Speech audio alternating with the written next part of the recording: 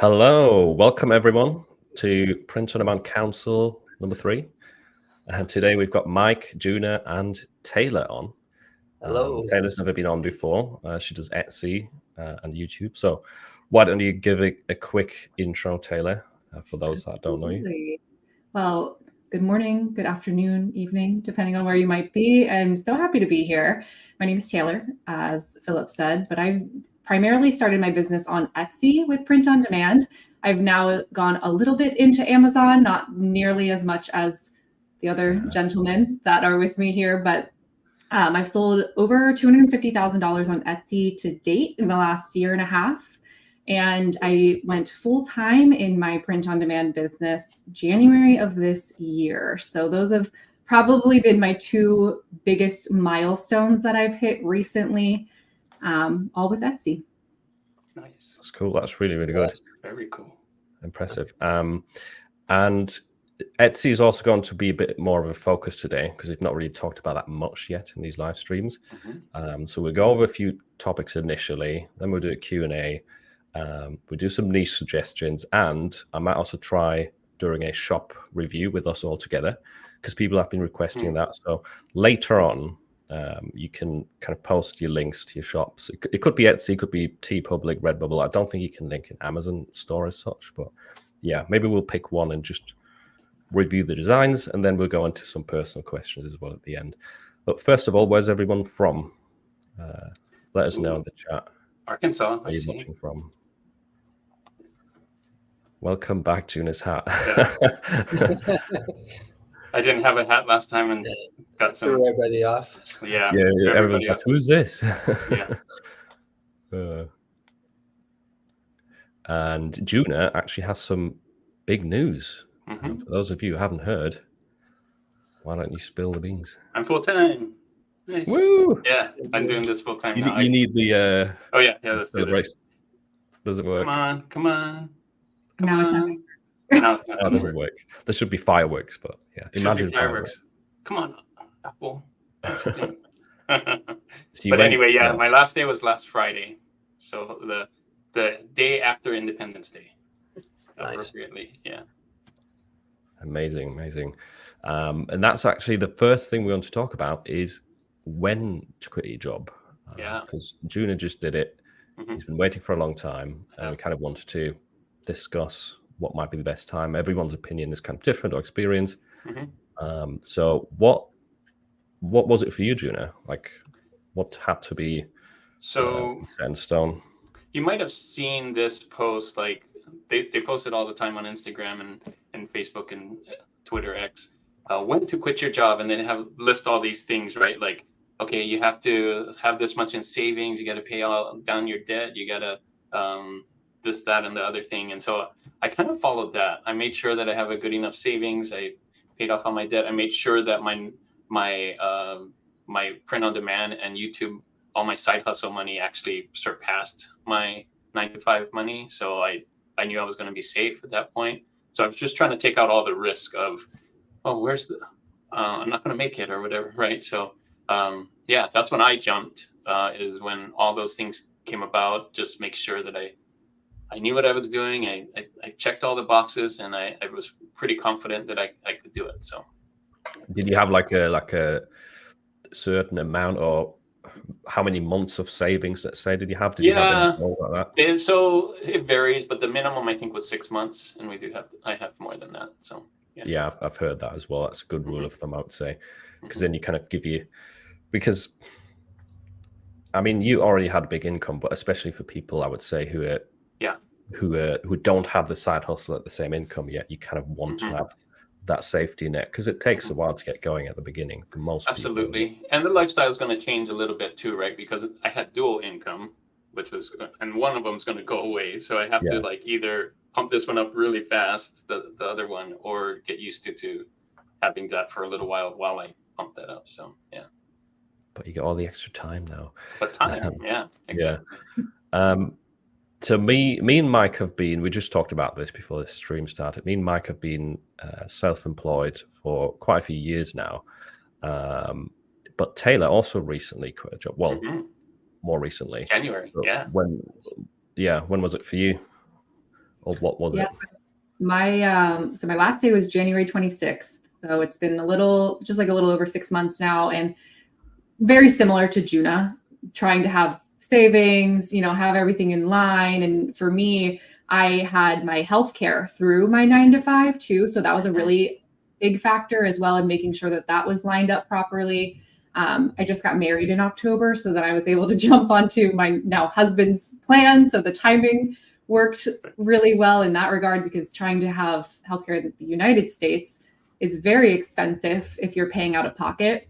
So that was a very big factor to line up. And then for me, I think the main factor that made me make the leap was where I was spending my time and how that was translating. I started having a lot of resentment when I was working at my job, because I felt like the income that I was making from that job wasn't worth the time that was being wasted, where I could have been investing more of that time into my business and creating and doing other, parts of my print on demand business. And so it didn't feel like the trade-off was quite even. And the only way that I was going to pass that ceiling was to invest my time full time. So that was a really big deterring factor for me. And we were also saying before, like it might not be for everyone, like quitting your job and taking this full time, like, because there's always some risk involved, no matter how many savings you've got. And yeah, like I think if you have got a 9 to 5 job that you really enjoy and that is making you enough money, and you might have a personality type that doesn't really agree with a lot of risk and pressure, then that might even be the better route for you. Like, it's very, I think being self-employed, having your own business is very glorified, but it might not be for everyone, is what I'm trying to say. Yeah, absolutely. Especially if you don't know, if you like the schedule and you like having people tell you, like, some people need someone to tell them what to do every day, right? I think a lot of us in the entrepreneur space, like we know what we want to do. And so that's why it's hard for us when we go to a job, like you were saying. I had that too, where you're going to the job, like, I could be doing something else right now instead of this. I have so yeah, I think that's part of it. I also felt it back when I was employed. Like, I really didn't like having a boss telling me what to do when the boss wasn't a creative person. I felt like I was more creative than them, and they were instructing me to do something that I didn't agree with. I could kind of sense that I wasn't made for it.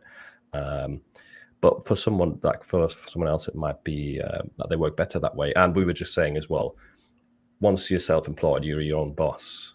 No one's telling you what to do. So if you don't do anything, you kind of feel really bad for it. Yeah. But yeah, what did you call it before? The hustle culture that is created. And it's so true. I think that's probably been my biggest struggle the last 6 months, is I feel guilty when I do allow myself to use my flexibility that I now have. And if it's a Tuesday and I am doing something other than work in the middle of the day, it almost feels wrong. Like I am doing something illegal, like somebody's going to call me and say, "What are you doing? Where are you at? You're supposed to be working." So it is very weird. And there's a quote that I heard in a podcast once, and it says how you work so hard to get out of your 9 to 5 to work a 24/7 as an entrepreneur. And I didn't relate to that anymore, because it is very difficult to turn it off when you are the source of your success in a way. Yeah, I agree with that. Totally. I think I worked more now this last week than I did, when I had my 9 to 5. So it's 24/7. Yep. Do you feel like that as well, Mike? Like, you feel bad when you're not doing something for your own business? I'm pretty much always working, to be honest. I'm kind of like, don't have that issue. I wake up early, work. My life is basically, work, gym, and family. So that's pretty much what I focus on each day. It's beautiful. Yep. Hey, one more thing that I wanted to mention that I didn't mention before is, I think a lot of times as artists or as creatives, we have kind of a ceiling, at least for me. Like, there's only so far you can go as a graphic designer in the 9 to 5, or as a UX designer or whatever. You're kind of capped, and there's no, like, you can be a manager, but that's like usually when you're a creative, you don't want to be the manager, you want to be the creative, right? And so there's I felt like, at least for me, there was a cap of, you're only going to make this much and that's it. And you may get raises, but if you want to make more than the graphic designer or the UX designer, you're going to have to do something else, be a manager or manage a team or do like whatever it is. Something you don't want to do.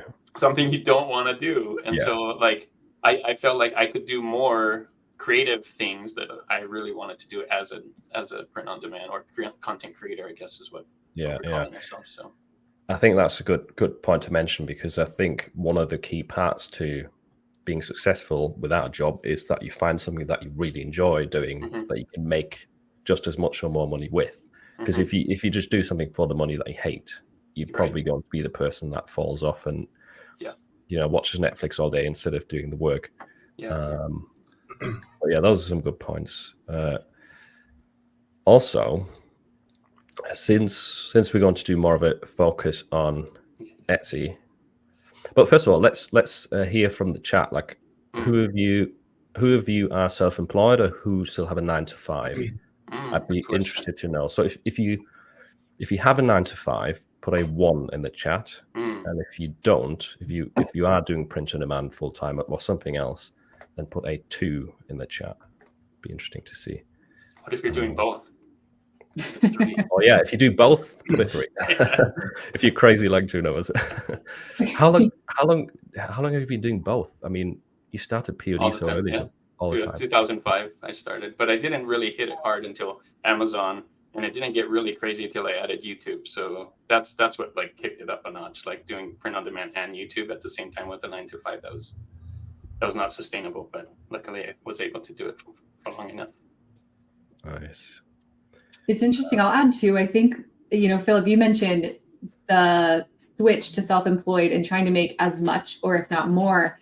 And I think sometimes if you are working that job that you just really are not happy in, it's almost worth it to even take a little bit of a cut for that balance, with the later trajectory that you could build it up with time. But what that does for your mental health sometimes can be worth it in the long run. Absolutely. Totally. And that's what I did. I'm not a really good example of when to quit, but I quit. I had basically no income or very, very little income. It was kind of more like a random occurrence, because at the time I quit the job because I hated it. And then we made the decision we want to move to a different city. And rather than finding a job for like a month or 2, I was like, okay, I'll just focus on this for now until we've moved, and then I'll find a job. And then things kept getting delayed and COVID hit and all this stuff. So I was just out of a job. Luckily, I had friends and family that helped me, but it wasn't really a conscious decision, and I wasn't making a lot of money for the first year. So I wouldn't recommend that, but I like Taylor's point of sometimes making the leap, like the extra freedom that you gain and not having to work a job that you hate is sometimes worth a pay cut. And taking a little risk. There's a concept from the book, The 4-Hour Work Week, that talks about how, the hour isn't directly related to the dollar. And so even if you might be making less, I imagine maybe in your circumstance, Philip, you probably weren't working maybe as much to correlate to the amount that you were making at that time. Yeah. Especially print on demand and, that avenue of income. Yeah, that's a good point as well. Right, let's talk about Etsy then. There's lots of things constantly changing on Etsy. It feels like I've not been paying much attention because I've been traveling over the past 2 weeks, but Mike mentioned something the other day about some changes. What happened? Yeah, so the CEO put out a video. I don't know if you guys saw it, talking about some changes. And the main thing that I took away, and I think probably the audience as well too, because we're more like print on demand, Etsy digital download product guys. So basically what I got away from it, they talked about the mock-ups, and then they also talked about like what's allowed with digital products, because a lot of people are doing AI. And so I got that, we're able to sell digital downloads from like Midjourney, Ideogram, things like that, but prompts are not allowed. So you've probably seen those like prompt bundles, and I was actually selling them because I sell them from my YouTube channel. I was putting those up on Etsy, and I was actually getting some sales at a pretty good price. It's the digital downloads, which is money right in your bank account. But according to their terms and service now, it is not allowed. It was actually pretty refreshing to see, because usually Etsy isn't really the best at explaining or making things clear. And so they actually have, like, I would recommend everybody read the article, because they actually have photos now showing like what is allowed and what is not. So it makes it very kind of clear. When it came to the mock-ups, though, I will admit it still wasn't completely clear. Like, they say one thing and it kind of seems like they say the other. So I don't know, maybe Taylor saw that, but I haven't had any problems. I remember like 3 months ago, there was like a big like mock-up gate kind of scandal thing going on. Personally, I wasn't affected by it, but that's what I got away from it, from that news. Do you have the link to that article, by the way? Because maybe we can put it in the chat. So if you go to your dashboard, there's going to be like an orange box, or on your cell phone, and you can click on that and watch the video. And in that video post, there's going to be several links. And you can read the article. And it really gets into like the AI stuff, because I mean, that's kind of taking over right now. So I thought that was cool that they, educated us about that. That's cool. Taylor, did you watch the video? Yeah, so I watched the video, read through the article, mainly looking for information about mock-ups, because that has been probably the most common question that I get in Instagram DMs, emails. People are always wondering, and there's a lot of varying opinions. So I will say, I feel like the policy that they wrote out was a lot more clarifying as to, you can use a mock-up image if you were a print-on-demand seller selling a design on that product type, which I think was very clear. I think where the confusion is happening for a lot of people are those who are in the personalized product space, because it then directs individuals who are offering personalized products. Maybe they have grandma established 2023. It says that they cannot use placeholder text and that they have to show the real deal, which I think is such a weird way of phrasing a policy, saying it's got to be the real deal. It is interesting word choice, but the way that I interpreted it, and there's been many different interpretations, is that you can still use a mock-up. However, you can't have a mock-up for a custom product that says custom text here, your name here, some type of placeholder. They want to see an example of what that might look like. So it could use a fake name like Emily, or the year that you're looking to put on the item, and showing that final result. That's the way I've interpreted it.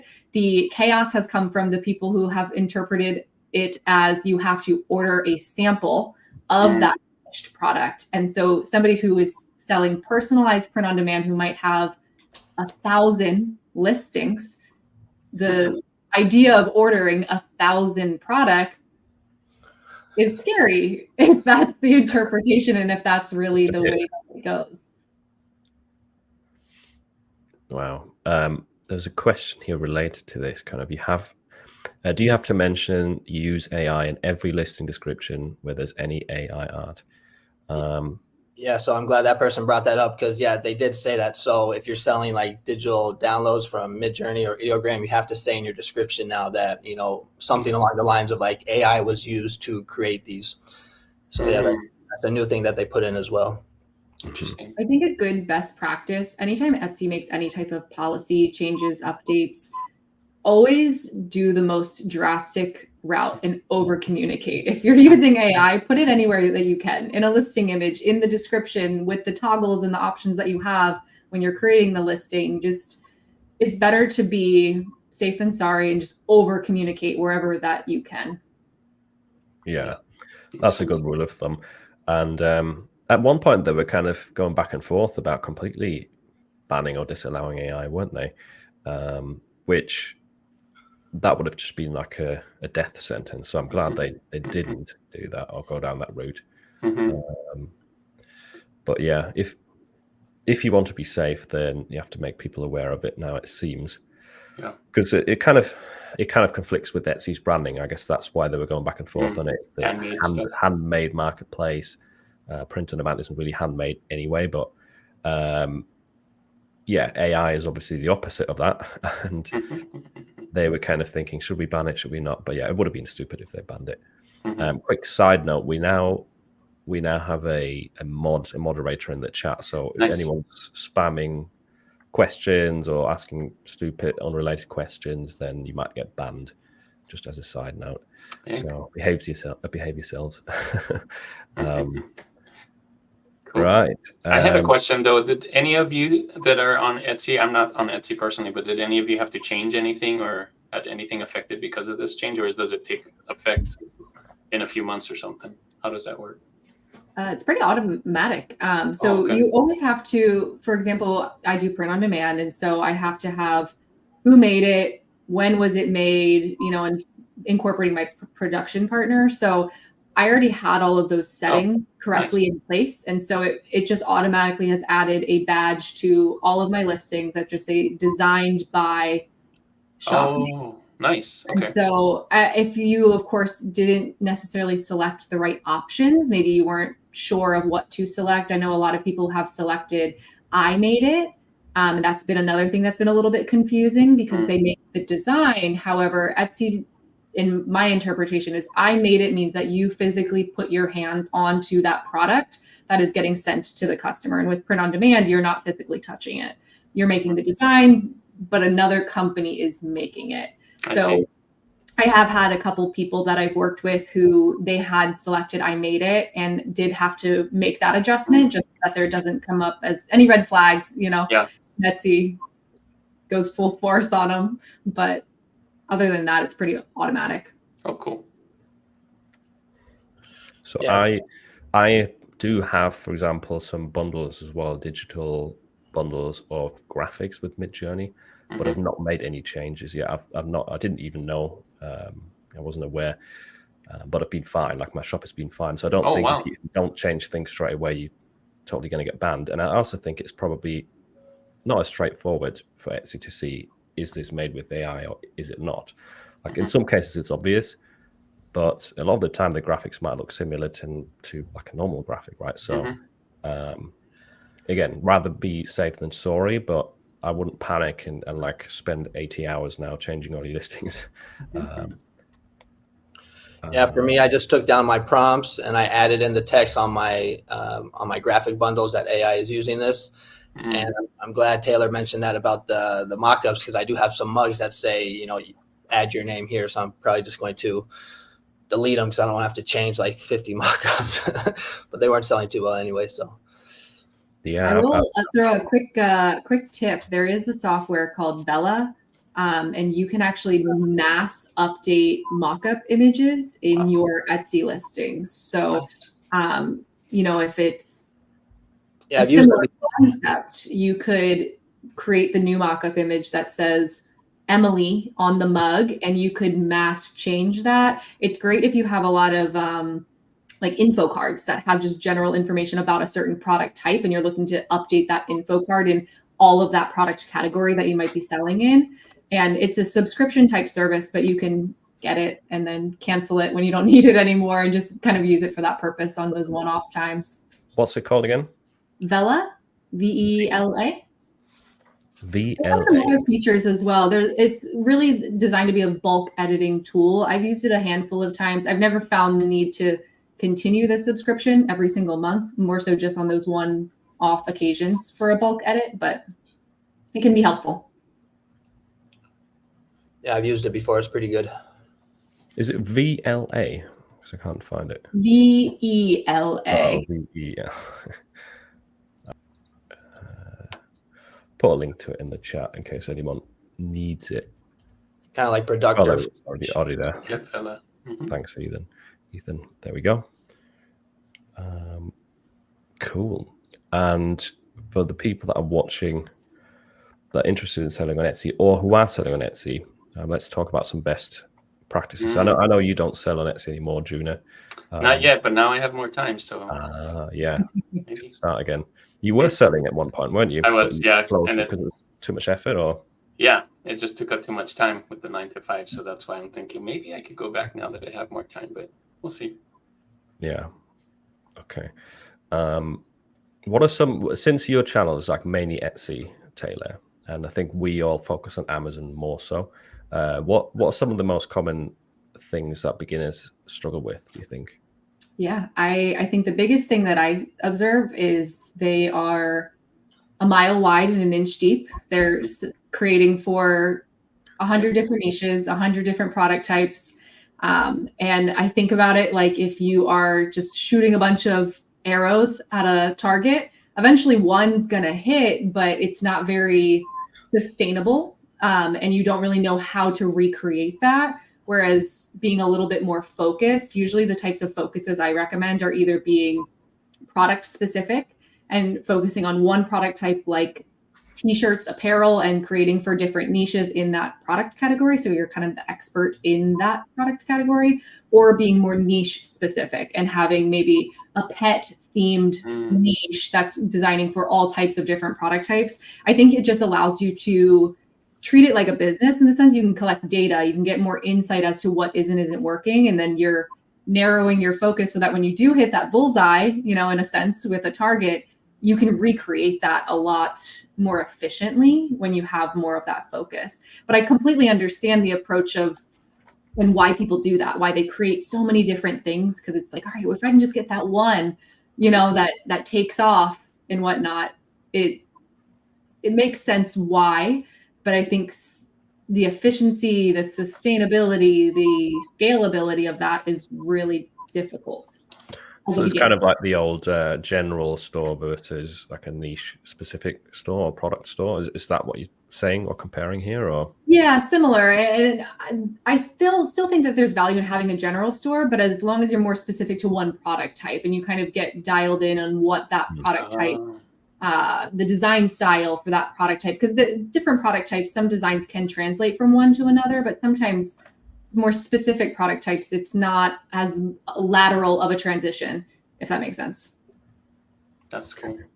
How do they pick one? I bet that you get this question all the time, like for brand new people. How do I pick that niche? How do I pick that product? The research, right? But yeah, my personal belief is pick something that you're excited to create for. I think you have to have some type of passion in it. And if you're just creating mugs because you saw a video where somebody else created mugs and saw success with it, but you don't even drink coffee, it seems kind of counterintuitive. I think that start with something that you're passionate about, and even selecting niches. I have that same idea. Identify some things that you are enjoying in your life, what you're passionate about, and then do some research to make sure that there's demand. Still, don't just assume that everybody else also has those passions and that there's a demand for them. But I think when you have a little bit of love for what you're doing, you're going to enjoy it. You're also going to create something that's a lot better and probably more relatable to whatever audience you're creating for, if that makes sense. Really cool.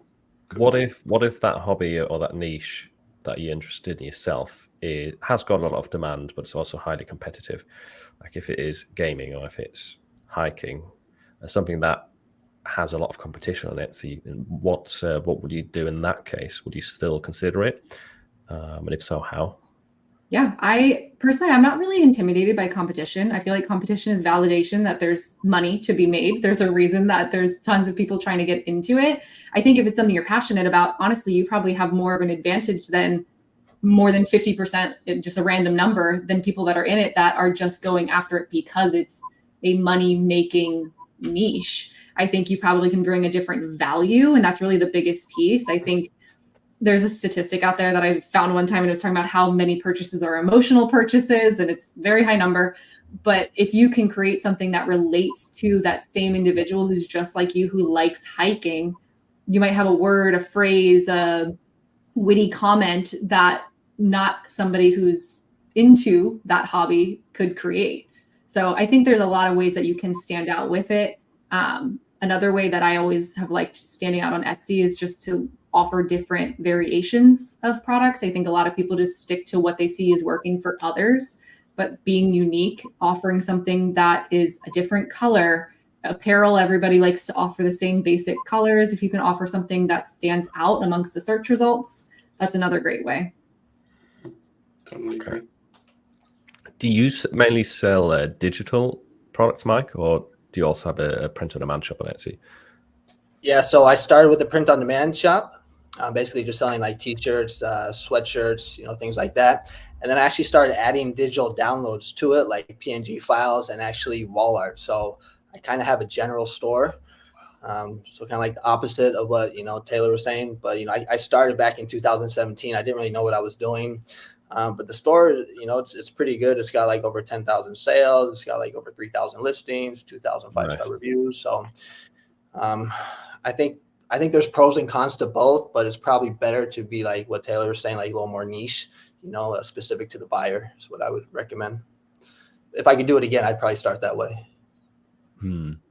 I always think when you're starting out and you're very new to print on demand, it might be a bit risky settling on one niche from the beginning, because it's very likely that it's not going to be your best pick, or you pick something that's not right for you, or maybe it doesn't have enough demand, or whatever it may be.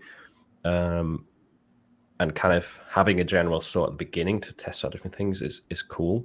And then once you find something that works for you, then kind of open a separate store and nail that topic or that niche. That's what I've done anyway with Etsy stores. Is when I initially started, it was just a mixture of everything, and then I noticed one sort of product type and niche taking off, and then I created a store around that topic. Does that sound like a valid strategy, or would you still say like go in on one topic from the beginning? It's funny you say that, because that is exactly what I've done. My first shop was my original shop that, is my main income source. That's how it started. General, just kind of, I think the main thing that you hear if you watch videos about print on demand is chase the holidays. Start for, Christmas, Valentine's Day, St. Patrick's Day, all of those main events throughout the year. And that's what I did. And then I started seeing these little glimmers of more evergreens that I could create for in there. But I just recently started a brand new shop that I'm looking to grow. And my approach with that is to be more niche specific after what I've learned from the first. And I agree. I think it's more of a beginner friendly strategy to be more general and try some different things, learn what you enjoy, learn what seems to be working. And then you find that, and then you can dial in a little bit more.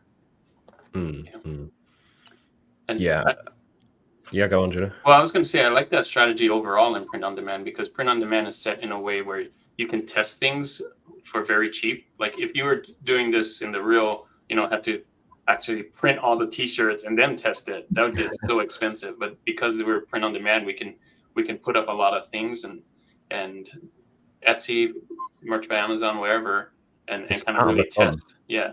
Part of the fun as well, isn't it? Like for me anyway, like trying new ideas and seeing them sell.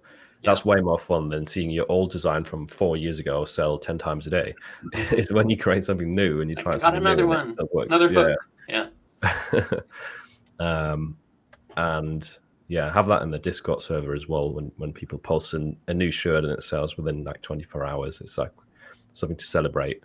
Because it rarely happens, I think. And so there's definitely, both strategies have their pros and cons. And I think just because you're not following the advice of having a niche store, and you're bringing, like, you don't have to feel bad about it. That's most people's journey, I would say, is that they try both options and then eventually they focus on one of them, the one that works better for them. Wouldn't say it's right or wrong. Yeah. Are you guys just selling POD, or are you also doing digital downloads, digital files? I've got both. I got a little of both. I want to do more digital downloads, though, after listening to you guys the last time I was here. I was like, wow, that's cool. Yeah. I have both as well. With digital downloads, I've definitely noticed, because I've had a shop for like 2 years, I think now, on Etsy with digital downloads. If you run a big sale, like your sales go up a lot, which is obviously the benefit of digital downloads, is you don't have a production cost. So you can run those like 70% sales. You can price very high without really looking stupid. Running back big sales seems to be a good thing. And I've got a mixture of individual downloads. I wonder how you've got it, Mike. So I've got some where it's just one graphic that you can buy for like $1, and then I'll offer some bundles where it's hundreds of graphics for $5 or $10, something like that. Wow, that's really cool. I like doing the bundles because people get a better value, and for me Yeah. they flow better. Instead of just getting like one design for $1, they can get like 25 or 50 for like 5. So I think it just converts better. I got to do that. Do you Yeah. guys? I know we're talking about Etsy, but do you sell your downloads? Because there's lots of places that you can sell your digital downloads, right? You can do it on your own website. Is there like Creative Market and other places like that where you can do that? Yeah, Creative Market is one. Creative Fabrica as well. I do sell them, both of them. Not like they're not making big numbers. Like Etsy is definitely the place to be, I would say. Because the traffic, right? They got marketed for sure. I'm guessing. Also, I think on Creative Fabrica, because it's a different model, and they're kind of on the cheap end. If you've ever wanted to download graphics yourself, you make very, very little per download. Makes sense. On Creative Fabrica, it's a bit better. You can control your own pricing. Yeah, I'm doing Creative Fabrica, and I've been kind of spending some time trying to build up my shop. So a lot of the designs I sell, I also put them on Creative Fabrica as well. I'm just using like the AI ones from Ideogram that I make, and I made like $80 last month, which was pretty cool. So 40 so far this month. Yeah, that's a good dinner. Yeah. I love those comparisons when you think of, sometimes it feels like a small number in the grand scheme of things, but when you compare it to something like that, it's a dinner out or, filling up gas in your car, all those different ways of thinking about that extra income, I think is really cool. Yeah. Yeah, that's a good point, because I guess a lot of people starting out would say like an extra $100 a month, it's not really worth it. But especially if it can be somewhat passive. Like I've not touched my Etsy stores in a while, and they're still getting sales because I've just not had the time. So, especially if it can be passive, even a little bit of extra money can be nice. Absolutely. For things like that, filling up your car. Yeah. One of the things I really like about Etsy, compared to like merch by Amazon, is just how diverse it is with the type of products you can sell. With merch, it's just basically T-shirts, but with Etsy, hats, aprons, stickers, digital downloads, wall art, mugs, huge, so I really like Etsy as well. Yeah, products. I wish we could do that on Amazon. I don't know what Amazon's waiting for, because the last big update seems like 2 years ago or something. Which one? Amazon. Yeah, merch. They haven't added a new product in a long time. Yeah, if they could get mugs, man, that'd be awesome. Yeah, slow as hell. Speaking of Amazon updates, have you been hearing about the tear downs? Like a lot of people have been tiered down recently. I saw a video on your channel. Didn't you do one, Philip? Yeah, I did. I was just curious what you guys heard about it. Taylor, you're fairly new to Amazon, aren't you? So yeah, I'm an Amazon baby. I hope you weren't affected by it. Which tier are you in? Tier 25. Nice. Wow. I've gone up one time. Woo! Well, that's the hardest part. The hardest step is getting up to tier 10. Yeah. I'm making on average like $50 a month right now. That's how you start. But that's filling up my car twice. There you go. Oh, you said 150? No, 50. 50. Doesn't take a lot to fill up my car. That's still good for not an SUV. Tier 25, I would say. That's not bad. Tier 25, that's good. Yeah. I had some people on my YouTube channel making comments about it, and it seems like it was from people that were purchasing accounts from certain people. So if you had bought an account, which I wouldn't really recommend, Amazon or merch was tearing down or downgrading those accounts for bot accounts, basically. Interesting. Yeah, that's what I heard as well. So it would be someone who had like a tier 10,000 account that they purchased, but they only have, say, like 50 sales on it. 50 sales is not equivalent to tier 10,000, is it? So then Amazon noticed that and tiered them all down. Wow. Now, in that case, you would say, well, why didn't they just ban the account? Maybe they didn't realize that they were purchased yet, and they would ban them later. I don't really know, because I've looked into this a little bit, and it seems to be that there was a way to get into Amazon or to get into Amazon merch through the Amazon Influencer program, which, for those of you who haven't heard of it, Adam Young talks about it quite a lot on his channel. It's like a way to basically upload reviews onto the Amazon marketplace of different Amazon products. And then if someone watches the review, purchases the product afterwards, you get a commission. So that's a program that you can get into if you are an influencer. But people can get in even with like a TikTok account with 1,000 followers, for example. And it seems like some of those influencer accounts, they got access to Amazon merch as well, and they got access to higher tier accounts. Interesting. And those are also getting tiered down. So it's a bit confusing, like what exactly is happening, but I think that's part of it. And that's why we're seeing kind of high tier accounts of people that have no sales. Yeah, that makes sense. So if it doesn't support, if you're not doing what a higher tier would be doing as far as sales and uploads and all of that, then you would get tiered down because Amazon's seeing that, right? Cool. Oh, somebody's at 100. Is that 1,000,000K? Yeah, tier 1 million. Tier 1 million. Wow. We should have you on next time. Yeah. It's amazing. I think I'm stuck at 100K tier for a while, because don't you have to have 100,000 individual designs to tier up from 100K? Yeah, that's gonna be tough. Take a while. Yeah, you can do it. I can do it. I got more time now. Is it really necessary still? Like I feel like the higher you get with the tiers, it kind of almost pointless tiering up. Yeah. The only benefit is that instead of uploading 10,000 a day, I could probably upload 20,000 a day, which I never would hit 10,000 anyway. So, yeah. You got so much free time now, Juna. You'll have it done by the end of July. Yeah. I'll get AI to do it. We'll do a recap in a couple of weeks. You'll be there, no doubt. What's your focus right now, Juna? Now that you have all the free time, are you focusing on merch or YouTube or everything? No, I want to do a lot more YouTube, but I also want to upload, and I think I want to do more digital downloads too, just so I can help. My main focus, if I have to say it all together, is to just help more people, do what I'm doing. That's the focus of my channel. That's the focus of everything, is to get people to do more and be able to quit their 9-to-5 if they wanted to too. So so you want to offer more digital downloads on your website and videos to help people, and just all of that together, right? Yeah. Like, this is how to do it, and here's some. I'm gonna have a lot more interviews with people that actually do other things besides print on demand, so that you can see how a creative person could make money online and do that. So I like that, because I got into this through enjoying to design stuff, right? And there is other ways to make money with being creative or being able to design things, not just print on demand. So it's cool that you're bringing on like new people rather than always talking about the same topic. Yeah.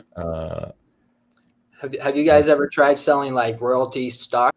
Like an Adobe stock. Adobe. That's one thing I'm been kind of thinking about. You can make these photos basically like on ideogram, and it's kind of like basically print on demand, but you're selling like a photo instead. I think the royalties are about the same. I see people making around like $400, $500 a month. Nothing crazy, but again, still nice extra little side hustle. Yeah, that's a carpet. Yeah, I've seen that on the server, like in my Discord server, where people post their daily sales. Some people are also adding like Adobe stock, and I've sold a few like per day. Adobe stock. Okay. So it's a thing, but I can imagine it. I can imagine most people probably use automation for that, I guess, because why not? It takes a long time to create and upscale and upload and stuff like that as well. I've never done that. I might try it. Next year goals. Next year. Yeah, you're gonna have to tell us how that goes. Yeah. One more thing to add to the list. By the way, also, if any YouTubers are watching, it doesn't matter what size your channel is. If you want to join this at some point, like in future live streams, just drop me an email. Well, I've got it here. Send me an email. I'm happy to have more people on. And if you've got a small channel, I don't mind. Like, the smaller the better, really, because then you can get some exposure, get some new eyeballs. I like supporting small creators. Like Mike's channel, I think, is very underrated. Adam, who's been on a few times as well. What are you at now, Taylor? Because I think the last time we spoke, your channel was still pretty underrated, in my opinion, Taylor. Yeah, I just recently hit 15,000. 15,000. Yeah. Nice. I think that's so crazy. I I can't imagine 15,000 people. How long did it Yeah. take A you? lot of people. I started my channel the year in May. Wow, that's fast. Yeah, And my very first video somehow caught the algorithm, and Nice. I posted it. I had no plan to make another video. It just was something that I kind of just was, this will be fun. Let me just post this video. I loved watching videos about print on demand. So I was like, let me, share my experience. And I was actually out with a friend and I opened up YouTube Studio and I had 1,000 subscribers. Whoa. And I was like, oh, something happened. This doesn't look right. And that first video got me monetized. Got, Wow. Just like that. Boom. Yeah. Wow. That's crazy. You should make a video how to start a YouTube channel successfully. Yeah. Just have no plan, just post something and ignore it for How a to week. get 1,000 subscribers just like that. Yeah, all you need to do, hire an editor on Fiverr, record it on your, if you have an iPhone, sorry, Philip, iPhone. And, no. And yeah, you're good. Just upload it. Use a couple keywords. And You probably get sponsored by Apple too if you say use iPhones. That, I think that would be a dream partnership. All right, now it's time to answer your questions. I'll have a look through them, try and pick some out. But if you've got any questions for us, now it's the time. Question. Rapid fire. How to detect fonts. Ooh. That's one that always pops up again. Ooh. So if you find a design or an image, I guess, and you like the font, but you don't know how to detect it. Just email Philip. He'll tell you. No, just kidding. Yeah, the email was there. There's a couple of tools. Isn't there a thing called what the font or something like that? I know I used to use that. What the font.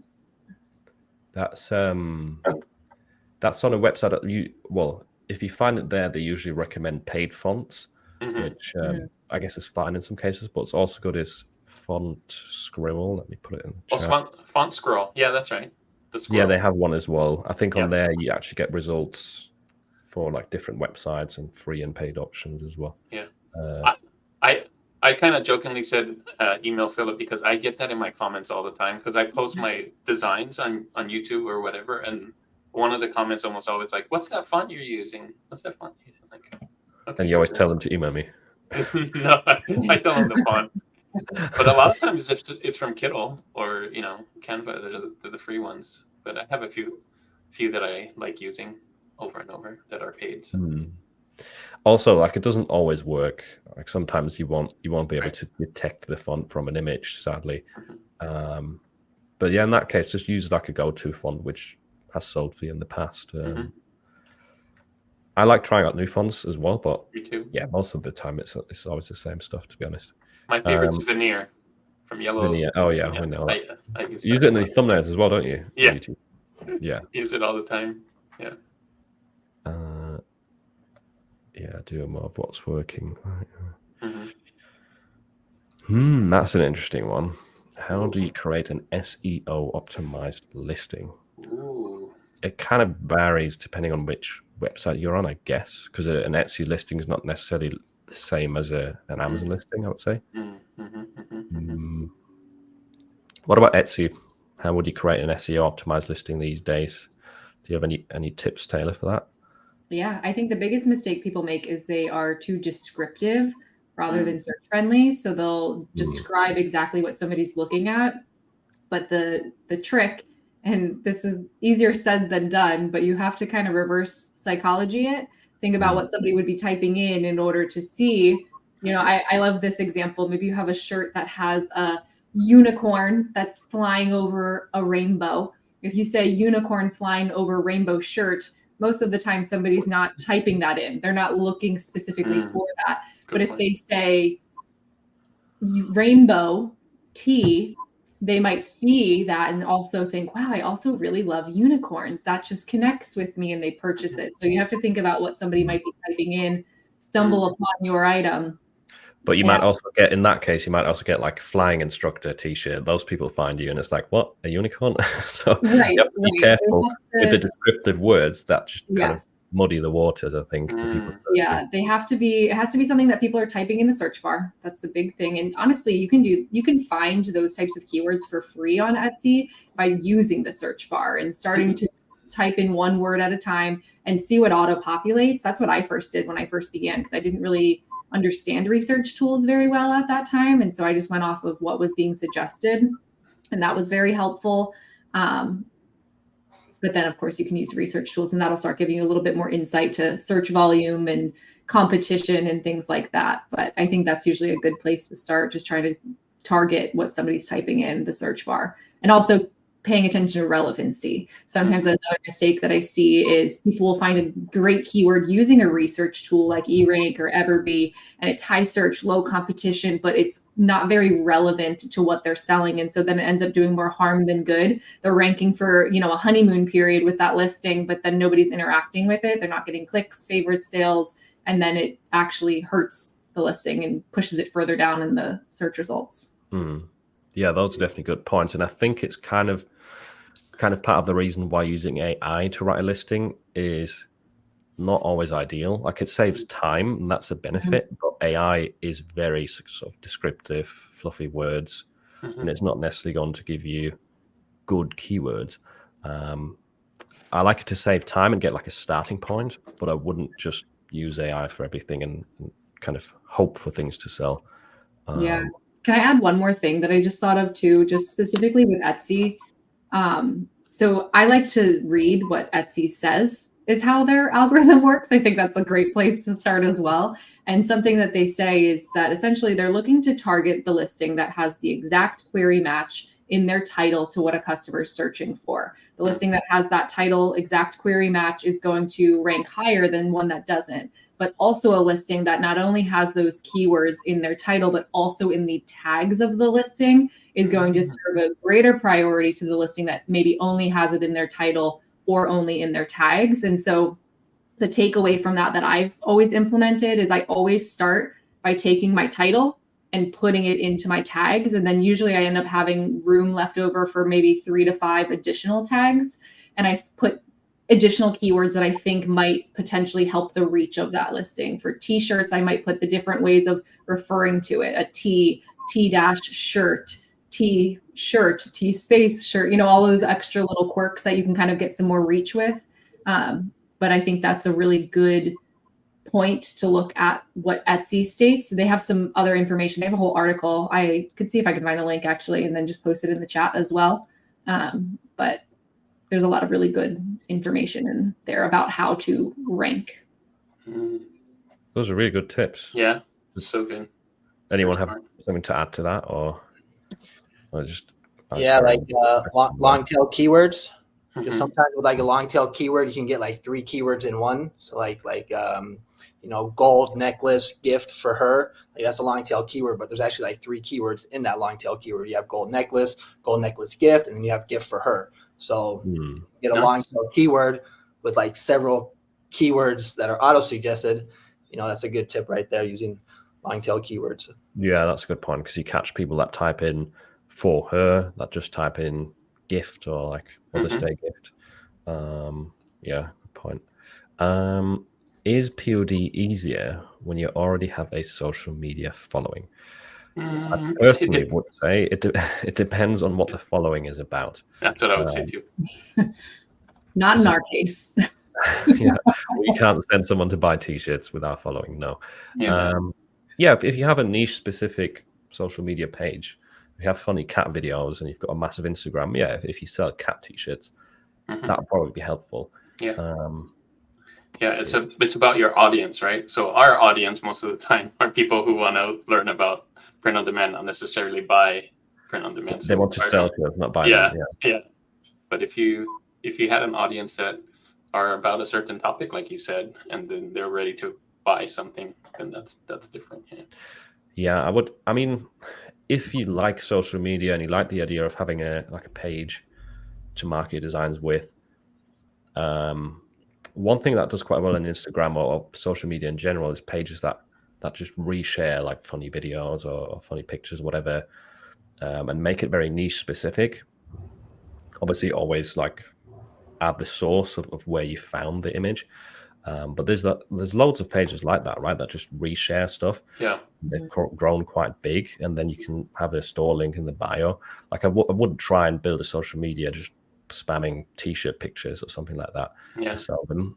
It should be entertainment focused with the goal of later on monetizing it. Yeah, and those people that I've seen successful social media profiles where their t-shirts are just amazing, and you see that's all they post is like, you know, like Stephen Rhodes or Rhodey or someone like that, where their artwork is the entertainment, right? Their artwork is so good that you're going through Instagram and you're like, oh, that's awesome art. Oh, that's awesome art. And in those cases, I think it can help. But like a lot of us aren't that talented. I gotta say, even myself, I'm not as talented as some of those amazing artists that can post those kind of, make those kind of profiles where their art is entertainment, because I want to go back and see another one of theirs because it's so good, right? And then they build a following. So I think that's where people get stuck. Like, oh, that's all he's doing is showing t-shirts. I can do that, but the level of artistic thing is a lot different. Yeah, it's tough. I think it's tough to stand out with something like that. Yeah. Does anyone here have like a social media that they use to advertise t-shirts? Or I do. I have it on my Instagram account's probably 40K or something like that. But it's, again, the audience is people who want to buy and sell t-shirts, not people who want to. I'm not buying. One who want to design and sell t-shirts, not buy t-shirts. No one's got like a cat Instagram or something. No. I've used Pinterest for social media marketing. I think Pinterest is probably the most hands-free in that aspect, where you don't really have to worry about necessarily creating a following, but you can get the reach. I've had tons of listings that I've just pinned to Pinterest and seen thousands of views and pins to get that listing out there. And I can't help but imagine that has contributed to those listings becoming bestsellers and whatnot. So I think that's also a great approach. I know a lot of people are very intimidated by social media. They don't want to, be the face also. They don't want to have to put themselves out there. I think Pinterest is a really great way to stay behind the scenes if that's more your vibe, and add your listings to a marketplace in a sense. Yeah.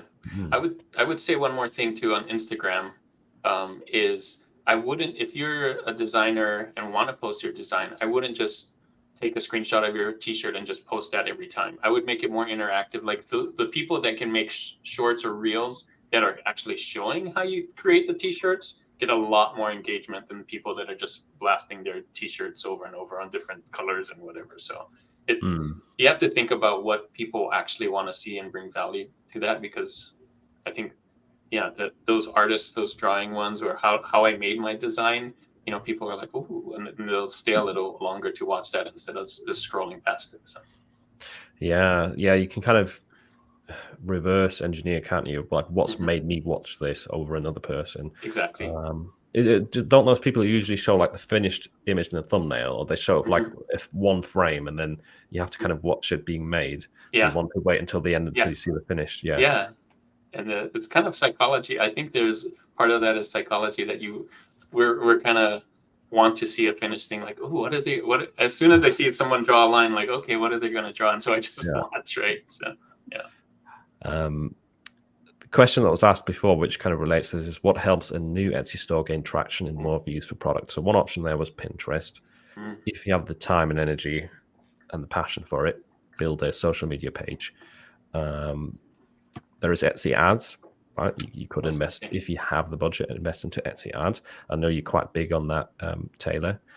I've never really run. Well, I have run ads, but I don't do it consistently because it's never really given me much profit. But are you still supporting the ad strategy, or would you say for new people it's definitely worth it? Or I think it is. I think that you have to use it in moderation. I mean, when I first started my Etsy shop, I was only running $3 a day. I wasn't max budget right away or anything like that, because I didn't know what was going to work. And most of the time you are doing a lot of trial and error in the beginning.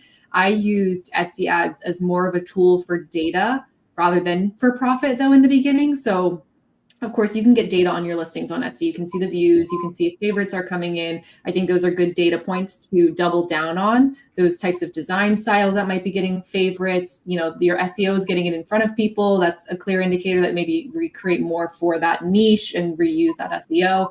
But I think with Etsy ads, it's really valuable because you can see more insight as to the impressions that you're getting on your listings rather than just those views. And this is one of the tricky things, and one of the things I dislike about the analytics on the Etsy side of things, because when you look at your main dashboard, unrelated to Etsy ads, you see views and you see a number there. You see visits and you see a number there. And those views are more directly related to the clicks onto your listing. And then the visits are somebody visiting your shop. And so usually it's kind of like a half strategy or a half number where you see maybe 100 views, 50 visits. That's usually a typical rate that I see in a store. But with the dashboard for Etsy ads, if you're running them, you'll see views. However, those views are more so impressions of somebody seeing your listing in search results. So it's often significantly inflated. People see that they only have 100 views on their shop, but they have 10,000 views, but they're impressions on a listing. And so I think that information is really valuable because you can't get that anywhere unless you're running Etsy ads. And so if you're getting a ton of impressions, clearly your SEO is getting it in front of eyeballs, but if you're not getting a lot of clicks, then is it getting in front of the right eyeballs? Can you tweak your SEO to get it more relevant to that target customer? If you're getting the impressions, the clicks, but you're not converting, why aren't you converting? How do the competitors' listings look compared to yours? Is your pricing, you know, you can kind of start to dial the notches a little bit down to why you're not seeing growth. So I think that's where there's a lot of value in the ads. If you're using that information, a lot of people turn them on, they let them burn the budget, and they don't do anything with that data. And then the response is Etsy ads, they're draining my bank account, they suck. You know, it's like, well, it's a tool, it's a resource. If you're using it properly, you can definitely make a lot out of it. But my previous 9-to-5 background, I was in franchising, and I worked with franchise owners, and it was never an option to start a new franchise location without a marketing budget. And I think any business that you go into, you have to market it in some regard, whatever that might look like. Maybe free for social media marketing, or maybe you invest in something like ads. You know, there's other ways that you can do ads too, on Facebook and all types of things. But I think they're a really good tool. I'm very passionate about it. I feel like I just went on a little. Are you maxing out your budget? What was that? Are you maxing out your budget on Etsy? Not right now. So right now I have my budget set around $500 a day. During Q4 last year, I maxed it out. It was up to $1,300 a day, but I'm not spending that. So when I had it maxed out at, which it's funny because I used to not even know that it could go up to 1,300. I was at 1,000, and I was under the impression that that was the maximum. And then I guess Etsy was like, you want to spend more? And they said I could spend 1,300, but I never spent that full budget. During Q4 of last year, I spent at most $300 in a single day. But then also the return, because I'm using that information, I'm changing what I'm doing as a result. So I've always seen a return on investment when it comes to ad spend. And for how many listings? So I have about 900 right now. During Q4, I probably had around like 750-ish. Jesus. Yeah. I'm doing like $5 a day, and I have almost like 3,000 listings. So I think I need to up my budget. There's a theory that I have, and I don't like often like sharing my personal conspiracies, right, about Etsy. I like to be very fact driven. However, I think that there is something to be said about when shops do churn out a lot of listings. And I think underlying in Etsy, like we have a listing quality score, I think there's a shop quality score. And if you have 3,000 listings and only 1% of them are selling versus a shop that maybe has 100 listings and 50% of them are selling, I think that there's some credibility in that. I've always found individuals who I've worked with privately, when they have a really high amount of listings and not a high conversion, they struggle to grow. But that's just my personal little theory. Less is more. So it's more like a laser focus approach rather than shotgun approach.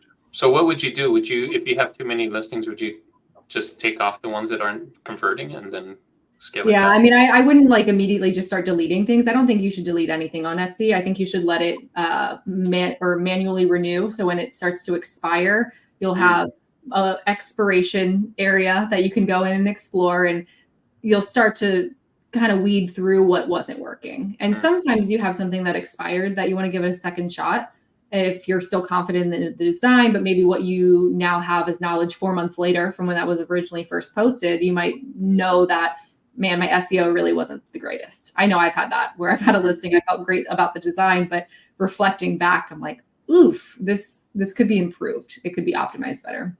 And do you offer free shipping, or are you charging for shipping?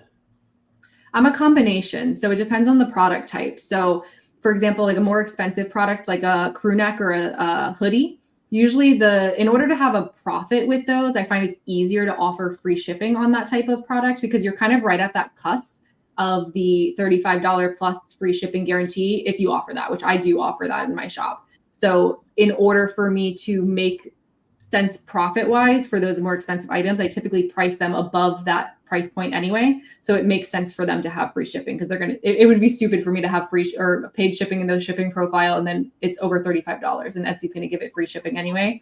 But for a lower cost item, I typically try to price that in a way that somebody, if they want free shipping, they're going to have to get 2 to 3 of that product type depending on it. And so I do paid shipping for more lower cost items. Like for example, I've had a lot of success with phone cases. Phone cases are usually around like a $20 price point with paid shipping. But if somebody gets 2, then all of a sudden that can start to multiply. Interesting. Just like a hybrid strategy. I'm doing kind of the same, both paid and free. Yeah. Nice. Cool. So we'll do a few more questions, All right. and then we'll probably try doing a shop review. Never done it before, so it's just going to be a test. We'll probably just do one. Yeah. But yeah, you can start posting your shop links as well now if you want to have them reviewed. And we'll go over a couple more questions and then get into that. So something else that I had here, which is interesting, is what will be your reaction if you woke up and find that Amazon or Etsy banned you? What would be your plan B? Very good question because it's on everyone's mind, I think. Maybe not every day, but yeah. It could happen. It could happen. It can. Appeal it. That's what I would do. I would appeal it. That was the first thing. Yeah. Yeah. But I'd probably focus more on YouTube because that's my next biggest. My next biggest. Yeah, I think for me personally, that's one of the reasons why I started YouTube, right? It's having a bit of a safety net, another income source. But if Amazon or Etsy banned you, you can also start Shopify. Absolutely. Start it ahead of time. That'd be another sort of plan B or route to look into. I've been wanting to do that for ages. Still haven't done it, but I have one. It's fun. You have one or you had one? I have a Shopify. It's not. Well, for you, YouTube. I'm not. Yeah, and a YouTube, yeah. But yeah, it's been. I think you're right. I think I probably would do that. I'll probably put more effort into my Shopify because I don't right now. Because let's say we all lost our like Etsy, Amazon stores overnight. You still have all of the designs. You know which niches have a lot of demand that you can move into. You can do it with Shopify as well. It's just a different way of selling print on demand. So that'd be one of my plan Bs anyway, and obviously still continuing with YouTube. It's interesting though, like if you lost your stores, would you feel bad for making videos about Amazon when you don't have an Amazon shop anymore? Yeah, I probably wouldn't do videos for Amazon anymore except for the one, I lost my shop and here's what happened. Yeah. I would probably get a lot of views, but after that, yeah. Yeah, it's a weird one. You could still do like design tutorial. I feel like it comes to the question. I think this is a question that we all probably also get asked. I know I get it asked in my comments. It's like, all right, well, if you are successful with print on demand, why teach others how to do the same? Wouldn't you be saturating your own market? And I always think of it like somebody who coaches a sport, right? It doesn't necessarily mean that they don't play that sport or they don't, or they weren't passionate about that sport. They still have knowledge. They still have insight to it. It's funny because my corporate background, I was in franchising, I helped other franchise owners build their business. And so for me, it felt like such a similar move to this and teaching other people how to do the same. It's interesting. I've had that question as well, especially from people in my personal life as well. Like, why would you help other people do the same thing? And I think it's a common misconception. I think there's a lot more value in teaching what you know than there is in hiding it. Not just monetary value, but I think it gives you a lot of joy as well, because you can, well, if you enjoy doing YouTube anyway, you can do something that you like, you can help people along the way, and you can make money with it. Like, there's so many things right there that align. And that's also kind of the reason why I spend more time with YouTube now than I do with print on demand, because it's more fun. With POD, yes, I can help myself make more money, but that's about it. Like, yeah, I enjoy the designing, but I'm not helping anyone else. That's how it is for me anyway. Yeah. Yeah, I think it's really fun to celebrate other people's wins. I know that's something that's really gratifying for me when I have worked with somebody and they get their first sale or their first 100th sale. And, you know, those are really fun moments too. Yeah, like so one of my first members in the Discord server, I remember when he was stuck in tier 10, and I think he had like 80 sales on Amazon. He was struggling to get out of tier 10 because they didn't tier him up. And now he's making a lot of consistent sales. I don't want to reveal it on here, but he's making a lot of sales every month consistently. And it's been like a year and a half since then. So that's amazing to see. And it's, now that I've been doing it for a while, you see more and more of those stories. It's very, very nice feeling. Yeah. I just like helping people, because I know in my situation, print on demand and YouTube and just being a content creator really helped me get more from it. And just the prices of everything's going up, inflation's going up. I'm like, there's got to be a way to help people out. And I think this is a way, like, to make extra income. Feels like instead of just save, I think you also have to build more income to help with the. Yeah, I think there's so many people that are also getting laid off from 9-to-5s right now. That's a huge thing. A lot of people with all of the technology and even AI, you know, there's jobs that are being replaced and people are losing that stability. I think there's so many risks in both routes, in a sense. Yeah. One thing I also always wanted to say on this topic of, like, people that comment, "Oh, why would you do YouTube if you're so successful in print on demand?" is, so you've come to this video because you want to make more money, and you're telling someone off for wanting to make more money by running two businesses, and that person's also helping you make more money at the same time for free. Yeah, and you're shaming them for it. Like, what? Yeah, it makes no sense. Right, another question, and we need some more shop names, I think. I think we could get. Are we getting links? You have to allow links to be posted. Whoops. Oops. Right, we'll go on to the next question. I'll try and figure that one out. Or they can just type in the shop name and we can search for it. Or that, yeah. I'll look at the settings and we can talk about Q4 on Etsy. What should we be doing right now? Yeah, I could talk about that. So is uploading. For me, now's the time to get ready for Q4. And I started actually this week.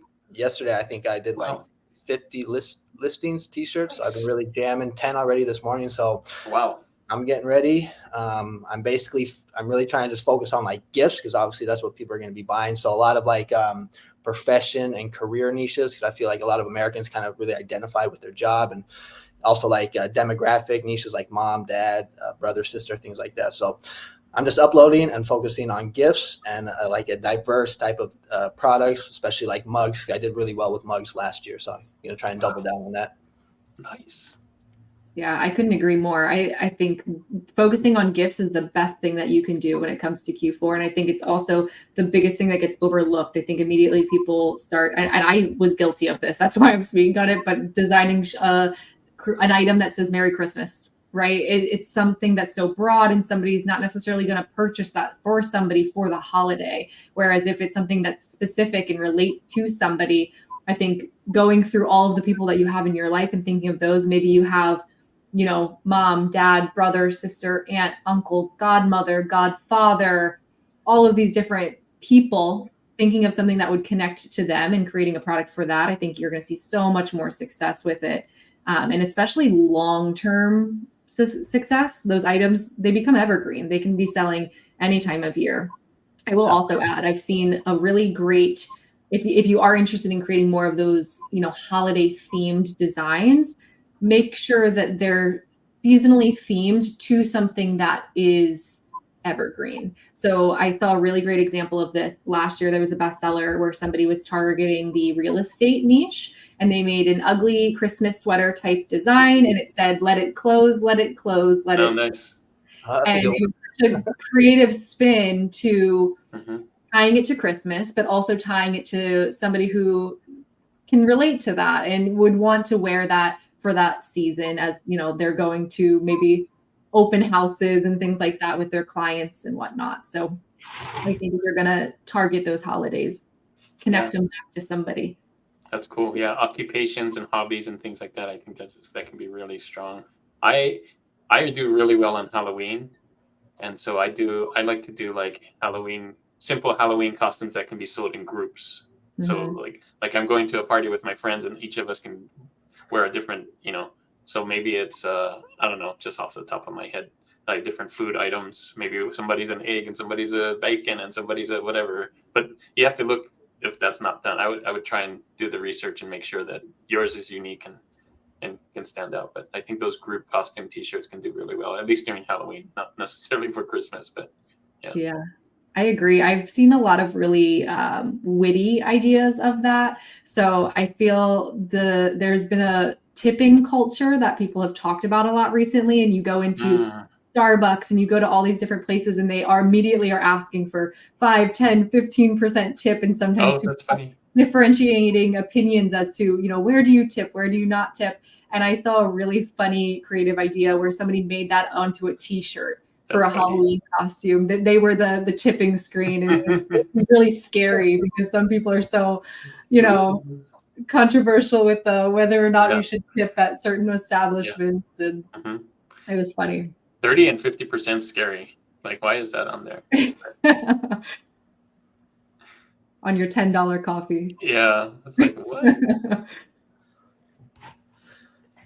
I saw a TikTok the other day where someone was saying that they only tip, they don't tip if they're standing up. They only tip if they're sitting down. So maybe that could be a phrase for a T-shirt. That's smart. I didn't think of that. Yeah, I think if you're in tune with, the different things that emerge on TikTok and social media in general, I think you can really pull some common culture quotes, phrases, things that are just witty that people that are going to be in tune with social media culture can connect to. I think those are great little trends to hop onto every now and then. That's true. True. Right, I've got a shop ready. You figured it out, huh? All right, let's do this. Thank you all for posting the links. Yeah, we added a document to the chat where you can add links. I'm sorry if we can't review everyone. It would take quite long, I think. But we'll just try this one. I have to share my screen. Okay, so ooh, artwork. We can now cool looking artwork. Now see someone's Etsy store. It looks like they've got 400 sales. Star seller, so that's good. First of all, what do you think of the banner? I think it looks pretty nice. Yeah, I like that it's showing what we might see in the store. That you like here. Yeah, I think it's really good. Good branding. They have their logo in the banner, profile pic. Yeah, I agree. Well. I'm big on shop branding, not because on Etsy you don't really get known as a brand, but I think it just increases the perceived value that you're not just some random, maybe sketchy seller. You have something that gives you a little bit of credibility. Yeah, it looks good. Yeah, this is definitely looking good to me as well. We've got the. Do they have a shop announcement? Yeah, so this right here, right? Is it updated? Oh yeah, 6th of November 2023. Well, yeah, it looks good. Just should probably be updated. I like to do mine every month, once a month. It just keeps your store looking more kind of fresh, in my opinion. Nice. That's a good tip. And then we get into the products. So there's just shy of 400 products. We've got different categories on the right for animals, summer, cruise. So there's different niches. And there is video mock-ups. Oh, wow. Video is such a great thing to add. When they first introduced video, I didn't use it a ton, but I've noticed recently Etsy has a new feature where if you're on a listing that doesn't have a video, it says seller has not added video yet.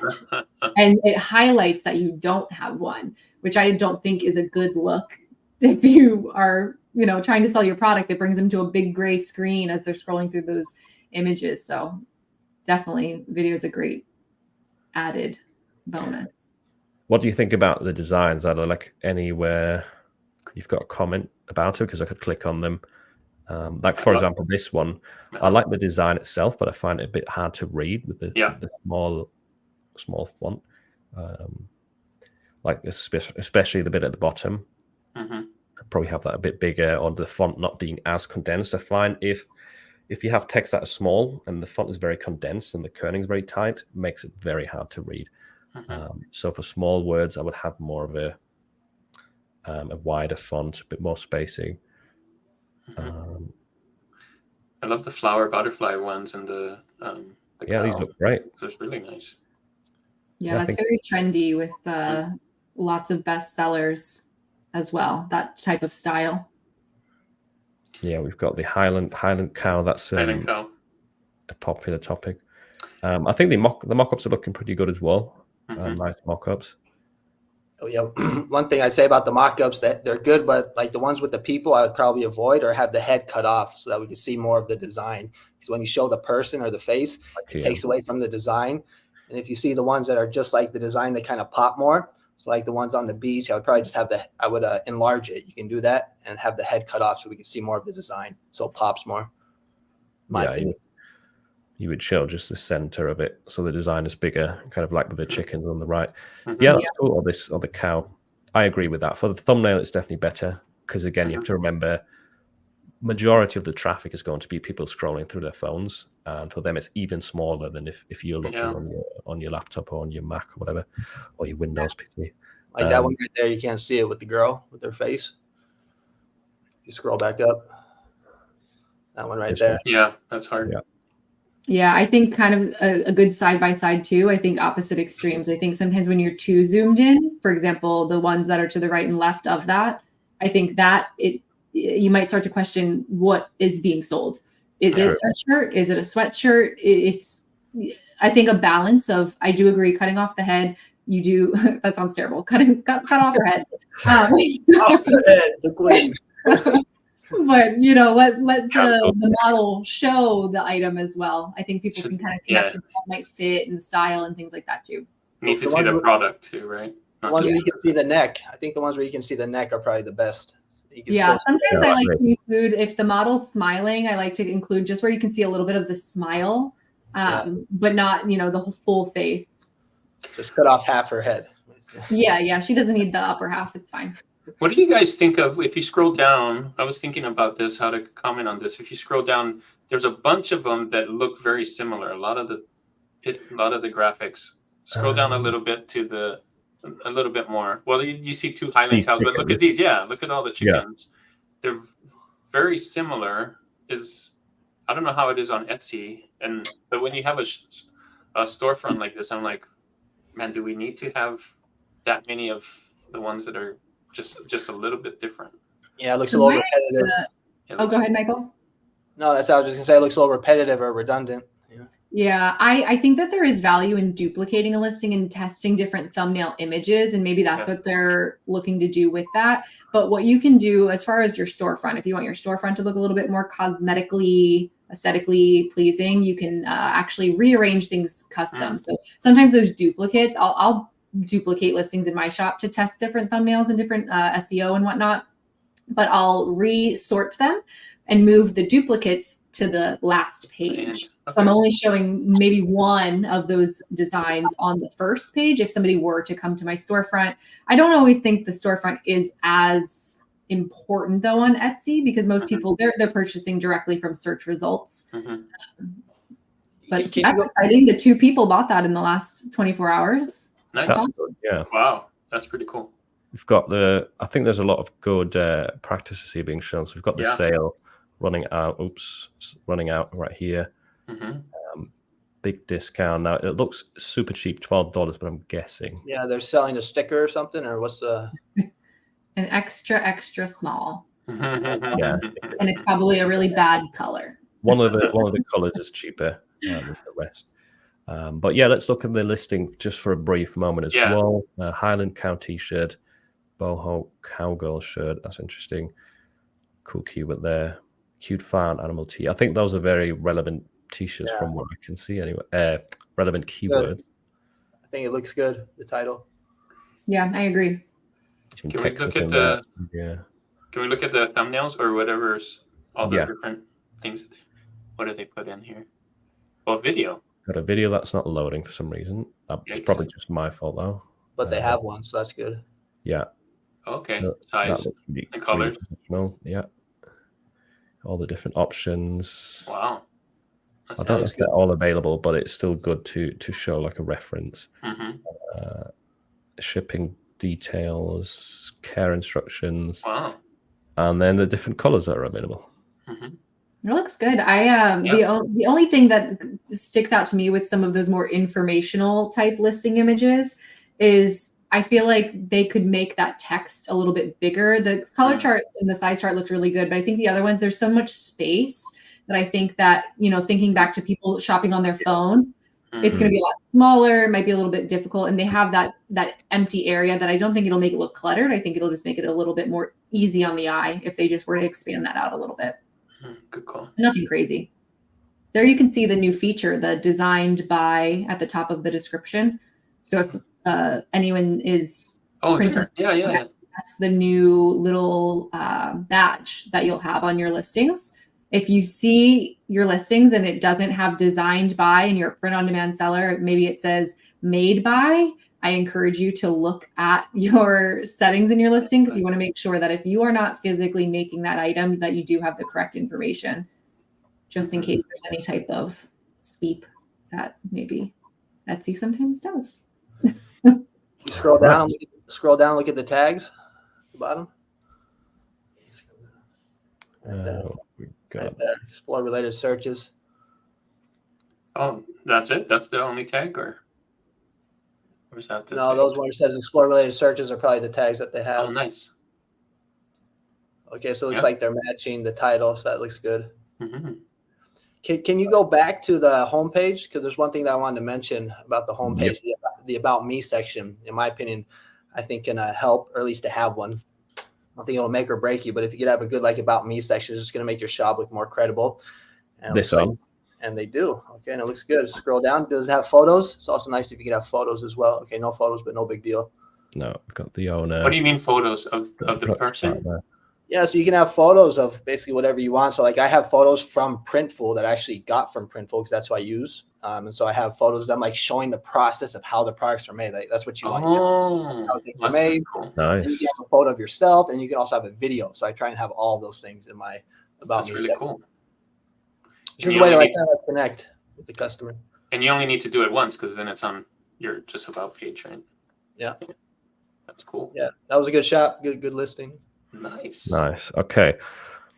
So let us know in the chat if you want. I'd love to do more of these, but we still have a few things that we want to go through, and it's been going for a while already. But if you want us to implement this every week, not every week, but every time we do these live streams, then put a 1 in the chat if you want to see more store reviews. Put a 2 if you don't want any. Oh, nice. Now, what are we going to do next? Oh, niche ideas. Yeah. So niche. If anyone's got a niche to share, whether it's trending, whether it's something for Q4, doesn't matter. Let us know, and we're getting feedback. Yeah, I got one. Go ahead. So it's we got breast cancer coming up, breast cancer awareness And there's a good ways to like kind of like niche down in the breast cancer awareness, because pretty much everybody's gonna do like the same thing. Like I wear pink for my mom and things like that. Everybody's already done that, but a really good way to niche down in the breast cancer awareness niche is to focus on the number of years someone is celebrating being breast cancer free. Whoa. So free of breast cancer, like 1 year breast cancer survivor or something like that, or 2 year breast cancer. So trying to like focus on the years, and you can do that with a lot of the other cancer niches, but I've been doing that for the past few years. Does pretty good. Another one is focusing on like chemotherapy, like last day of chemo. And also like ringing the bell. I think if you don't have cancer anymore, if your last day, you ring a bell in the hospital. I've seen that. So like sub niches like that in the breast cancer, I think could do well coming up. Good suggestions. One that I stumbled upon earlier was lactose tolerant. So people being lactose intolerant. Yeah. There's also seems to be a counter movement with t-shirts of people being lactose tolerant. And there seems to be quite a bit of demand for it. And I think it also sends a good message of, most topics, they have it like a counter topic that might sell on t-shirts. Like there's people who don't eat meat, but there's also people who eat only meat, and you can target those. So sometimes the less obvious thing might also do well on shirts. That's so funny you mentioned that, because this isn't an upcoming niche, but I always think about that with Valentine's Day. Oftentimes the anti-Valentine's Day and anti-love type things do so much better than the sappy Valentine's Day. But the niche that I was going to add, I like to think of fall sports. Now, this with the caveat, no professional fall sports. Right. Yeah. But thinking of parents who have a child in football, soccer, all those types of things, I think that's a great way that you can tap into a more personalized type item as well. Maybe it's a football mom and you have their child's number that they wear on the field with a apparel item or something like that. I think that's a really great way to tap into something more specific, and you can redo that for each season. So when we get to winter sports, there's new sports that you could tap into and repurpose a lot of existing designs if you were to go that route. That's a good one. That's a good one. I'm thinking Halloween again because it's coming up and it's a big one for me. But I was thinking skeletons doing different things. So of course that can be an evergreen even, because I think people love just buying T-shirts with skeletons on them for some reason. But it could be skeletons reading a book or playing video games or dancing or whatever it is. So I think that could help you with Halloween sales as well as Christmas, because people love to get, like, if someone loves skeletons, they might buy that for a Christmas gift or something. So. Have you tried that topic with AI? Yeah. Skeletons. Have you had it on your design with Detour? Because it sounds like a good one to do, like different poses or things that the skeleton's doing. How accurate has it been though? Because you imagine human hands are already a struggle. It's hit and miss for everything. But I have found I did one recently with a skeleton on hot sauce, and that turned out well and it sold. So yeah, you got to be careful with AI though. Yeah, sometimes. Is it on your it on your channel as like a design on with Detour? That's cool. Yeah. I did a skeleton one on Ideogram, skeleton playing pickleball, and actually there you go. Yeah, so that's a good one. So the takeaways: combine skeletons with mash up. Yeah, skeletons doing everything, anything. Yes. Hobbies, occupations. A lactose tolerant skeleton. There you go. We can mash everything we said together into one. Okay, maybe you won't have an audience then, but yeah, it'll be fun. Right, let's get into some personal questions as well. Again, you can join in the chat because the first thing we want to talk about is Euro final predictions, which I'm the only European here, so I don't know if you guys have got anything to say about it, but I'd be curious to hear in the chat as well. So we've got Spain playing England tomorrow, and although living in England, I would support England winning. I don't think they are going to. I feel like Spain is a better team, but let us know who you think is going to win tomorrow. Is any of you, have you paid attention to it? No, I'm not paying attention. I did a video. I did a design recently with this AI. Did this girl with the football. I saw that. Yeah, I saw that, and I put Spain on it just because I looked it up. Like, who's the one that's ranking the best, and Spain was, but Amazon didn't like that design, so did it get rejected? Yeah, it's a tricky niche. But I put it up on TeePublic, and Redbubble, and we'll see what happens. My husband's been following it a little bit, and All he's half Spanish, half Italian. So we're going to go Spain. But it's funny, I'm pretty sure there was a couple years ago where it was both Italy and Spain. And because he joked and he was like, it's a win-win situation. I can't. Mm-hmm. You're from America, Taylor, or what state? Yes. Yeah, but I'm boring. Where do you live? Maryland. Oh, cool. East Coast. Yep, East Coast. Close to Baltimore. Nice. Right on. All right, I've not seen a single person say that England's going to win. Uh-oh. Not a good sign. They probably like Android too. Oh no. Nice. All right. Let's do one. Right, I need to create a banner for this. 1 second. We had an interesting discussion before we went live. So All right. the next question is going to be Apple or Windows. So let us know which one you prefer, which one you use, because they're not always aligned. I know one person that actually doesn't like Apple, but they still use them. They've got sucked into the ecosystem and they can't get out of it, basically. Which is one thing that we mentioned before. But I personally use Windows. I don't have anything against Apple, but I prefer Windows. But all of you use Apple, don't you? Sadly. Loyal to Mac. This is not a Windows-friendly space. Is it because you like the flexibility? And Philip, why do you choose? I think initially starting out is just because they're cheaper and you can get the same. Well, you can get faster machines for less money.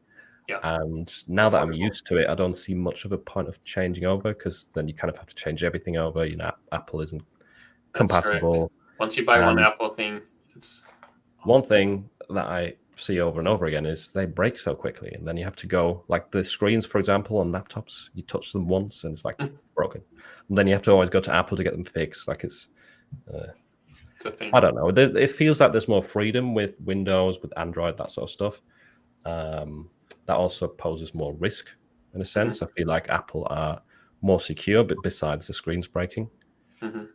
But you got a bunch of tubes there with you, so you got some fans. Yeah, welcome to the fan club. Apple, of course. Team Windows. I like that you put Apple 1 and Windows 2. That's really cool. That was my mod. Yeah, he's going to get fired after this. Windows computer, Apple devices. That's interesting. Oh. So there is a way to have both. Yeah. Don't hear that very often. Although, I know someone like that as well. All right. And here we've got a Linux user. Oh, nice. Sorry to exclude you in the poll, but there we go. We got more numbers. It's fine. More Linux. Choice of numbers was random. Let's talk about favorite movies. Oh, okay. Let's go first. I can go for. I like action comedy usually. So one of my favorites is It's kind of not a very popular movie, but what is it called now? I can't even remember. You guys go. I have to. Yeah, we'll go first. I mean, everyone can guess what my favorite movie is. So Star Wars. But which Star Wars might be the question, and I'm curious if anyone does like Star Wars. Let me know in the comments. Empire Strikes Back, is that your favorite? No, I'm the wrong generation for that one. I like it. You like the prequels? Yeah, I'm Revenge of the Sith. And Oh. I like the second one as well. Besides, well, a lot of people don't like the second one, Attack of the Clones, but I grew up watching that over and over again. Yeah, so that's a good one. Yeah, your favorite is Empire, or no? Well, I don't know. I do like the prequels too. It's just I love the ending of the third one with Obi-Wan and Anakin for sure. That's really cool. That fight scene's amazing. I could watch that over and over. Yeah, yeah, always gets me hyped up as well. Especially that scene with Mace and Palpatine. Even though I know what's going to happen, it's still fun to watch. What about you, Taylor? What's your favorite movie? I like funny movies. I think my husband and I, our go-to series that we like to watch is the scary movie series that make fun of scary movies. Oh yeah, those are amazing. Any type of mindless funny that just makes fun of things, that is usually my go-to movie choice. They're pretty good. When I was growing up, though, we had a family tradition with the Harry Potter movies. Every time they would come out, we'd go to the midnight showing, which I don't even think movie theaters really do that anymore. But we would go watch each Harry Potter movie. My brother, we're half Greek, and so he has the darker hair, and he used to wear glasses, and he specifically got round glasses. Wow. He looked like Harry Potter, and so it was a whole thing as a family. So those are pretty good too. That was a fun time when we used to do that too. Go out Yeah, to midnight that. for showings and all that. Yeah, mine's kind of cheesy. You guys are probably gonna laugh at me, but mine's the Titanic. I like the Titanic. Nice. All That's a right. long one. It's got everything. It's got romance, got a little adventure. Well, I don't know if Someone it's said that in the chat as well. You're not alone. All right. That's a I great mean, movie. It was number one for a while for a reason. So Yeah. Avatar was That's pretty a cool. good. If you have a Avatar. 3-hour flight, you just cue Titanic. You're set for your whole flight. I like Leonardo DiCaprio, so that's why I like it. he's good. Avatar is a good one to mention. I like think, Avatar too. I feel like it's one of the rare occasions where something's come back after such a long time, and they've made it like a sequel, and it's as good, if not better, in my opinion, at least, than the previous film. I feel like usually when that happens, it just goes downhill. Yeah, I was hoping they would come out faster because that was the plan, right? He was saying, "Oh, we're gonna make the new Avatar, but we're gonna release boom, boom, boom, like 2, 3, 4, 5, and then like we're still waiting for 3." Crazy. Oh, the movie I was gonna say was Scott Pilgrim versus the World. It's kind of not a popular movie, but it's Scott Pilgrim. Yeah, I haven't heard of it. It's fun. It's kind of action but comedy, and it's cartoony, comic booky in a way. There's a live action one, and they just released the cartoon version, which I don't mind watching either. But I also do like the Spider-Man series, the cartoon ones that came out. What are they called? Across the Universe. Those Spider-Man. Dune was pretty good. Man. The second Dune. Dune is good. I like that one too. Godfather. So many good movies. There's one sort of not very well known movie that I quite like.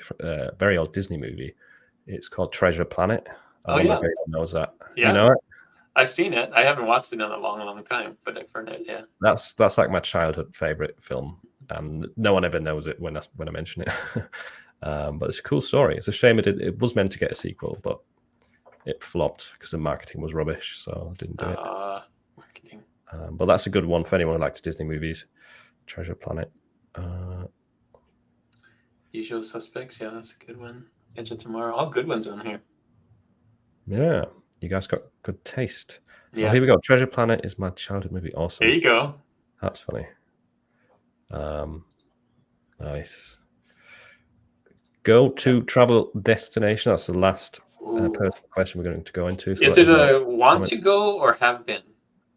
Either one. Like, okay. What's one that you always go back to, or is there one that you really want to go to? That sort of thing. I really want to go to Tokyo. Ooh, me too. Has anyone ever been? No. Let's go. Let's pick a date. All together, yeah. Next week. I got time. Yeah. We all do technically. Yeah. I don't really have a go-to that I always go. Well, Germany, because my family's there, but I don't really have like a go-to. What about you guys? I want to go to Tahiti, Bora Bora. That's been on my bucket list for a while. And my go-to, we've been to San Diego and Las Vegas just because we're on the West Coast. So we've been to those a bunch of times. Nice. My bucket list trip is to go to Amsterdam and to tour the Anne Frank house. I've always been interested in learning about World War II. So I think that would Nice. be a really cool experience. I was just there 2 weeks ago in Amsterdam, not in Anne Frank's house, sadly. Oh, So I was there. I was there, and I looked at the tickets, and it's booked up for like 3 or 4 months. yeah, So you have to really plan it very much so. But I think that would be really cool. As far as my favorite place that I've been, I got married in Italy in October. We got married in Lake Como. I would love to go back to Lake Como, but we also want to just go all throughout Italy. I think That's a that'd be dream too. yeah.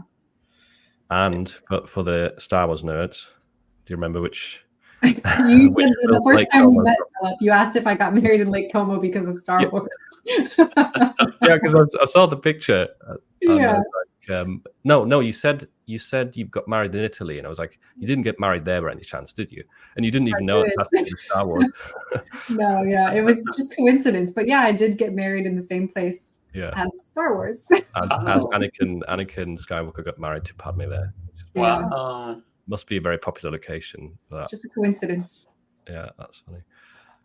All right, what have Yeah, we got? Barcelona. For me, it'd be Asia.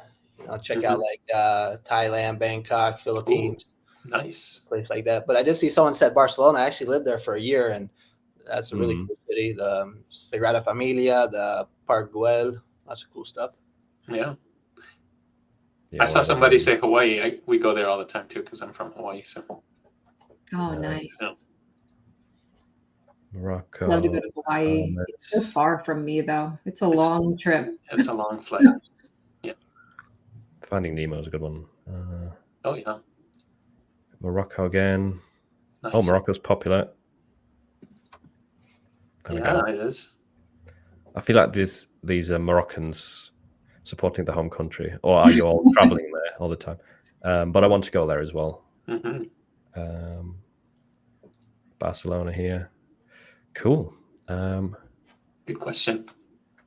That is it. That was a very fun stream. I hope you all enjoyed it. Thanks for all the questions and the shop links, everything. Thanks for joining us, and we'll be back hopefully in about 2 weeks. If you have any suggestions of people you want to see, let us know. And again, send an email if you want to join. If you've got a channel. Close that. There we go. Right, we've got a full screen now. Okay, thanks to you, all of you, for joining and making this fun conversation. I think we covered a lot of ground. And yeah, I'll leave it live as well. Well, I'll leave it on YouTube so people can watch it back if you missed it. So yeah, thanks a lot, and we'll see you later. Thanks everybody. Guys. Thank you. Guys. Adios.